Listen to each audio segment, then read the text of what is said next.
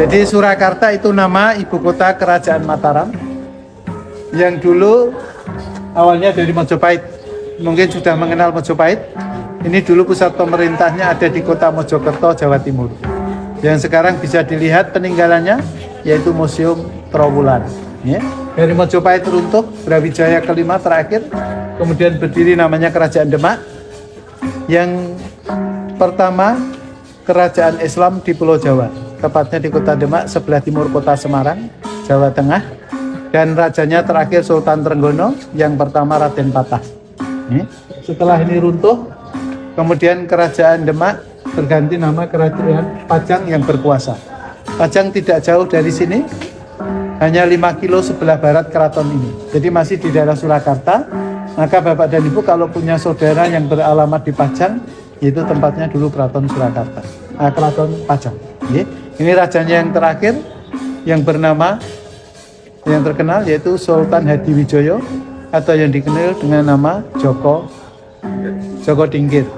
Joko Tingkir, bukan Jokowi ya Pak. Jokowi itu yang sekarang. Ini setelah runtuh, kemudian kerajaannya berganti nama Mataram.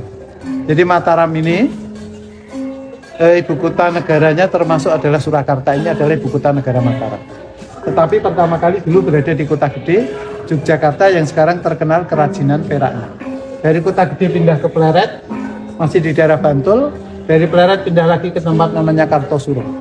Kalau Bapak Ibu dari arah barat, Semarang, Jogja, sebelum masuk Solo adalah Kartosuro, atau kalau keluar tol itu adalah Kartosuro.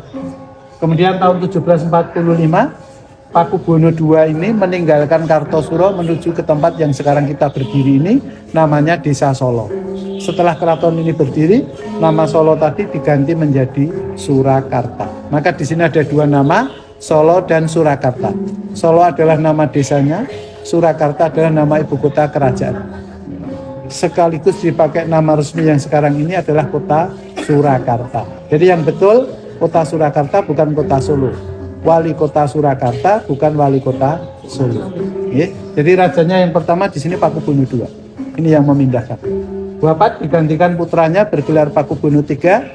Ketika Pakubuwono III bertahta di kerajaan Mataram ini, pecah namanya Perjanjian Giyanti. Kalau Bapak dan Ibu ingat di Mataram, Perjanjian Giyanti isinya Pakubuwono III ini membagi Mataram menjadi dua. Yang sebelah barat diberikan kepada pamannya yang bernama Pangeran Mangkubumi, kelak bergelar Hamengkubuwono ke-1, keratonnya Yogyakarta, yang masih berdiri juga sampai sekarang. Maka tadi saya menyebut di sana adalah saudara mudanya Keraton Surakarta karena baru pecah zamannya Pakubuwono III. Maka Keraton Surakarta ini lebih tua daripada Yogyakarta. Ini sekarang Hamengkubuwono 10, di Surakarta sudah Pakubuwono 13 yang sekarang. Ya. Di sana ada satunya lagi yang bernama Kadipaten Puro Mangkunegaran, Pakualaman, ini di bawahnya Keraton Yogyakarta. Ini kadipatennya. Kalau Jogja sekarang masih memiliki kekuasaan daerah istimewa, Sultan sebagai gubernurnya, di sini sebagai wakil gubernurnya. Di Surakarta 2 tahun kemudian, tadi Perjanjian Giyanti tahun 1755, kemudian 2 tahun kemudian yaitu 1757, Pakubuwono III ini pecah lagi perjanjian namanya Perjanjian Solotigo. Karena penandatanganannya di kota Solotigo, kalau Giyanti tadi di desa Giyanti Karanganyar. Ya. Maka Pakubuwono III ini memberikan kuasa kepada Pangeran Sambernyowo Raden Mas Said untuk bertahta menjadi Kadipaten Puro Mangkunegaran, yaitu yang lain kira-kira 2 kilo dari sini. Ini yang bertahta sekarang Mangkunegoro 10 atau yang dikenal dengan nama Mas Bri atau yang masih lajang. Jadi tempatnya di sini.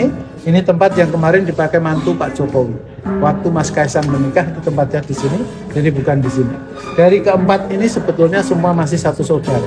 Karena Mangkunegoro ke-1 ini anak Kanjeng Pangeran Mangkunegoro, maka dia menggunakan gelar Mangkunegoro. Ini adalah kakak Pakubuwono II. Kalau tadi di sini pamannya, berarti ini adalah adiknya Pakubuwono II. Jadi semua masih satu keluarga, satu keturunan, tapi Surakarta adalah dinasti yang tertinggi grade-nya, yang tertua, penerus lurus dinasti Mataram sampai sekarang ini. Hanya bedanya, kalau Bapak, Ibu saya tanya, lebih mengenal mana? Jogja apa Surakarta? Jogja. Ya, Jogja karena sebagai daerah istimewa. Sultan di samping sebagai raja juga sebagai kepala pemerintah. Ini terjadi ketika 1945 pada waktu Insinyur Soekarno memproklamasikan kemerdekaan, ya, dua raja Surakarta dan Yogyakarta sama-sama menyatakan diri menggabungkan wilayahnya kepada Republik. Maka bagian Mataram menjadi bagian dari Republik, diapresiasi oleh Insinyur Soekarno karena telah menyatukan wilayahnya kepada Republik. Surakarta dan Yogyakarta menjadi daerah istimewa. Daerah istimewa Surakarta atau DIS, baru kemudian daerah istimewa Yogyakarta atau DIY. Tetapi untuk Surakarta hanya berlangsung kurang lebih 3 tahun saja, hampir 3 tahun. Tetapi waktu itu dibekukan kembali oleh Insinyur Soekarno karena adanya krisis politik yang melanda di daerah istimewa Surakarta.